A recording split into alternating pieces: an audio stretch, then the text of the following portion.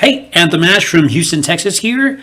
I am a Mexican-American, Jewish Catholic, mostly Jewish, mostly for the extended holidays. I apologize for the venue, but all the areas around here are kind of shut down for coronavirus because coronavirus is a hateful bitch and she holds grudges. So I'm making do. Please forgive, but I hope you like the video. Love New York. I used to have my favorite barber, Richie, on 20th Street. I remember I had an interview, so I went to go get my haircut, and they're like, "Hey, man, so sorry. Richie eloped. Yeah, he's in Cancun right now on his honeymoon." So I was like, "Oh, man, I have an interview later on today. I was hoping to get a haircut." Well, Devin, his business partner, was like, "Well, I have a chair open if you want to get your haircut here." I looked around at the other barbers, and they were just like, so I sat down, got my haircut. 2 days later, I'm jogging by, and there's Richie smoking a cigarette. And I tried not to see him, so I pulled the beanie down a little lower, and I tried to race past him. And he goes, "What's up?" I was like, hey, Richie, what's up? Hey, I heard you got married. Congratulations. How do you know that? Did you come for your haircut? Did you stay for your haircut? And I was like, no, not at all. He goes, "Let me see." I said, no, I'm good. He goes, "Let me see it." So before I could take another step out of the way, he rips that beanie right off my head. He goes, "That's not 3 weeks.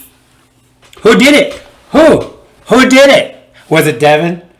Your best friend?" Oh my God! Look, his chair's open. Why don't you get him to fix it? I said, no, Rich, you don't understand. I was thinking about you the whole time. It's not you, it's me. He didn't even do it right. Look at the edge is not even right, and I think he might have cut my ear a little bit. And only you know what you're doing. And I was thinking about you the whole time, man. I was thinking about the whole time. I feel like I was begging someone not to break up with me.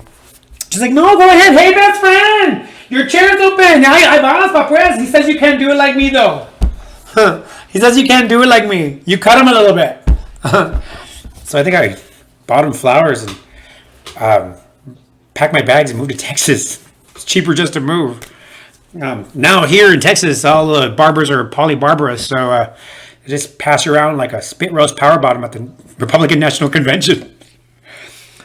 But enough about second first lady Bill Barr. Oh, please. With that haircut and those DSLs, you know how she got her job. So I moved to Texas. Met my husband, got married, which is a big deal if you consider my family, but not a big deal if you consider the diversity in East Texas. Do you remember that news report where there was girls trapped in a basement and one got free and she ran to this guy, found her in the street and took her to safety. All the girls were liberated and they were interviewing the guy and they're like, "So what happened?" And he goes, "I knew when a white girl runs willingly into the arms of a black man in broad daylight around here, something wasn't right." That's what I think about when I consider the diversity in East Texas and why my husband would willingly walk in to this. It's like getting first place at a wall climbing contest, but no Latinos came to compete with you. You know, it's like a...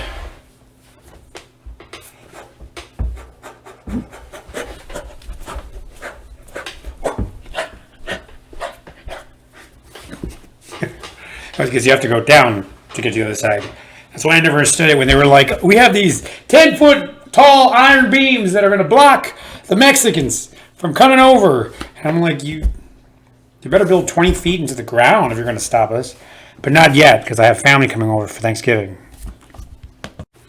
And considering my family, it's a big deal that I got married. I mean, you try explaining altar to white people. What's that now? Oh, yeah, that's a chicken foot. That's to ward off my abuelita's ex-boyfriends.